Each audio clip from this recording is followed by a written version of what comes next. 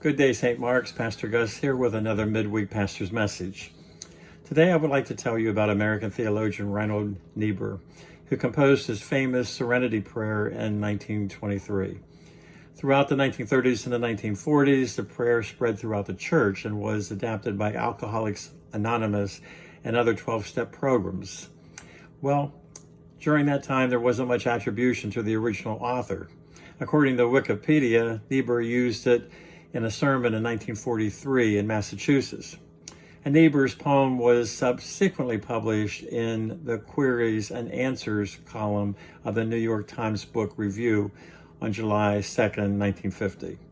Well, not only did the prayer's attribution change, but the actual text of the prayer evolved as its popularity increased. Niebuhr originally wrote, "Father, give us courage to change what must be altered, serenity to accept what cannot be helped, and the insight to know one from the other." Well, over time, he changed the words to create the poem as we know it today. God grant me the serenity to accept the things that I cannot change, the courage to change the things that I can, and the wisdom to know the difference. I believe this prayer continues to help us focus on the issues and concerns that can help keep us sane, to quote Rudyard Kipling, to keep my head when all about me were losing theirs. Needless to say, while we're all dealing with the effects of COVID-19, the Serenity prayer is even more powerful and more compelling and more comforting than ever. Accept the things that I cannot change. Wow, aren't we doing a lot of that in recent days? We can't change the global ferocity of the virus. We can't change the response of our political leaders.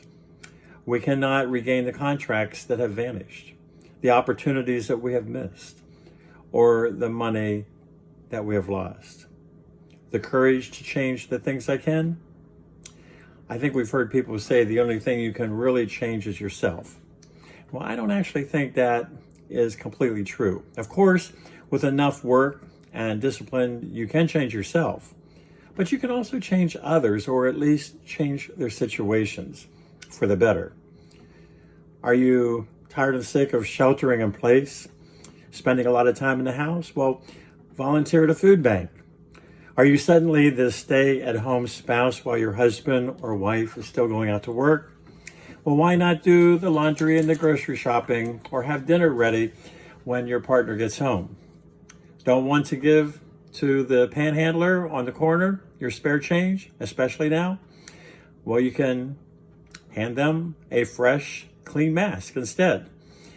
The wisdom to know the difference.